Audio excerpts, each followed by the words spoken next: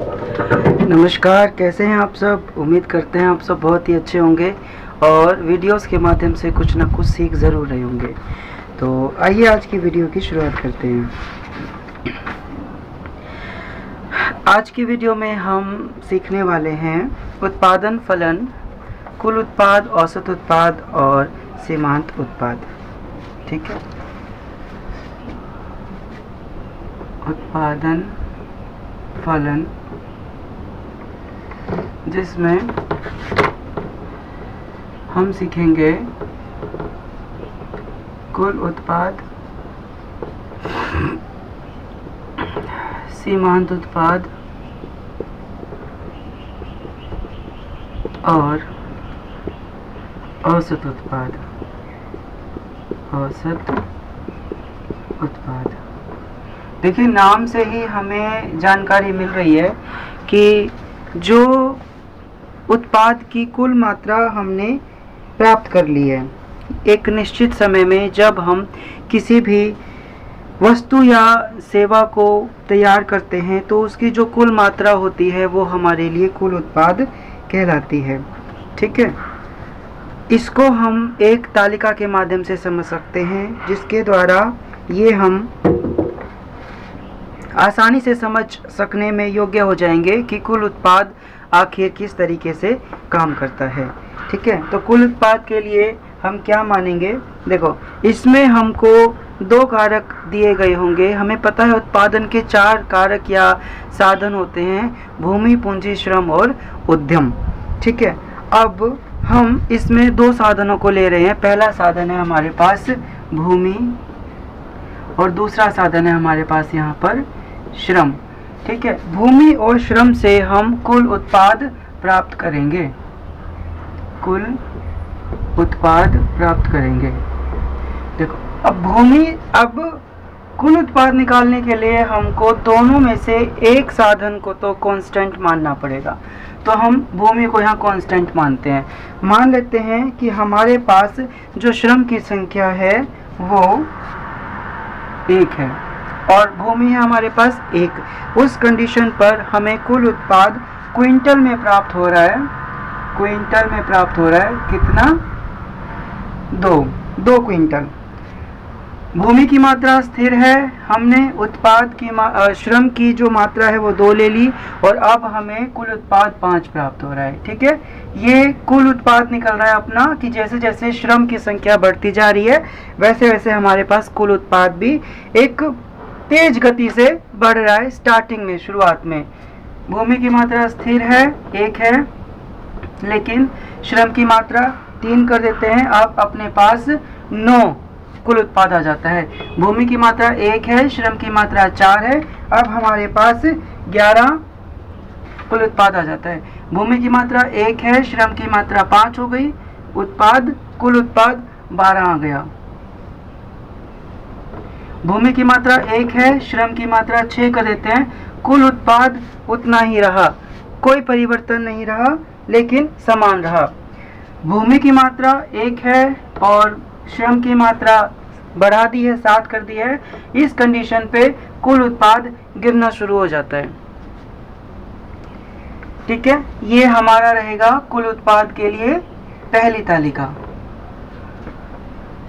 अब देख लीजिए और दोबारा समझ लीजिए। भूमि जो साधन है उसको स्थिर माना गया है, श्रम साधन परिवर्तनशील है। जैसे जैसे आप श्रम बढ़ाते जाएंगे वैसे वैसे शुरुआती तौर पर 2 से 5 कुल उत्पाद आ गया, 5 से 9 तेज गति से बढ़ रहा है, 9 से फिर 11 हो गया, 11 से 12 हो गया, यानी कि गति स्थिर, और 12 से 12 रहा और यहाँ पर 12 से 11 हो गया। ठीक है, ये है हमारा कुल उत्पाद। अगला देखते हैं सीमांत उत्पाद क्या है। अब आप देखिए, जो सीमांत उत्पाद है वो कह रहा है परिवर्तनशील कारक की एक इकाई का। परिवर्तनशील कारक कौन है? अपना श्रम है। तो सीमांत उत्पाद के लिए परिवर्तनशील कारक की एक इकाई का कम या अधिक प्रयोग करने से कुल उत्पाद में जो अंतर आता है वो हमारे लिए सीमांत उत्पाद कहलाता है। ठीक है, इसके लिए हम एक फॉर्मूला याद रखेंगे। फॉर्मूला है इसके लिए मार्जिनल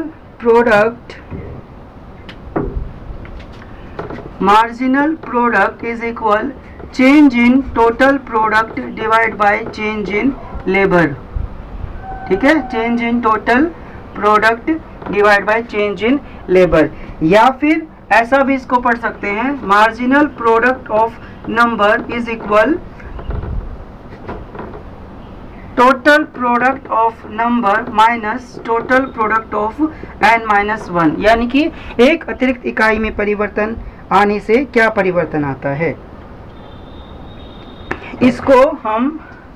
इसको बाद में करेंगे। सीमांत उत्पाद को नीचे तालिका बनाकर देखते हैं। ठीक है, अब हम सीमांत उत्पाद की, ये है कुल उत्पाद की तालिका, सीमांत उत्पाद की तालिका बना रहे हैं। भूमि की इकाइयां लेंगे, यहाँ पर भूमि की इकाइयां। ठीक है, ये हेक्टेयर के अंदर है। हेक्टेयर एक हमारी यूनिट है जो भूमि को मापने के लिए प्रयोग की जाती है। एक हेक्टेयर में लगभग 3.95 बीघा होता है और एक बीघा 2530 वर्ग मीटर का होता है। ठीक है, मैं यहाँ लिख देता हूँ, एक हेक्टेयर बराबर 3.95 बीघा और एक बीघा जो होता है वो बराबर होता है 2530 वर्ग मीटर के बराबर। ठीक है, ठीक है। भूमि की इकाइयां रहेंगी हमारे पास 0, 1, 2। अच्छा, भूमि की इकाई, भूमि तो हमारे पास कौन स्थिर फैक्टर है, तो ये हमारा एक ही रहेगा, भूमि की इकाई 1। ठीक है, अब ये आपने नोट कर लिया होगा, इसे मैं हटा रहा हूं।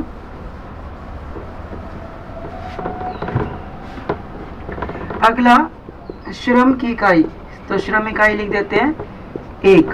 ठीक है, कुल उत्पाद और सीमांत उत्पाद।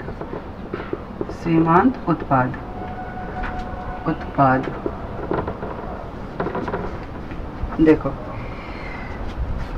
स्टार्टिंग में भूमि की इकाई 0 मानते हैं। अब भूमि 0 है तो श्रम भी, कोई श्रम लगाने से कोई फायदा नहीं है, 0। कुल उत्पाद आपका कुछ भी नहीं आएगा, यानी कि 0 ही आएगा।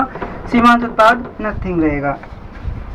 भूमि की इकाई 1 मानते हैं, श्रम की इकाई 1 ले लेते हैं। कुल उत्पाद है हमारे पास 2। ठीक है, सीमांत उत्पाद कैसे आ जाएगा, एक अतिरिक्त इकाई लगाने से कुल उत्पाद में जो अंतर आता है, यानी कि 2 माइनस 0, 2 आ गया। भूमि की इकाई 1 है, श्रम की इकाई 2 बढ़ा देते, 5 आ गया। कुल उत्पाद 5 आ गया, तो सीमांत उत्पाद क्या आ गया, 5 माइनस 2 यानी कि 3 आ गया, इसमें से 1 घट गया।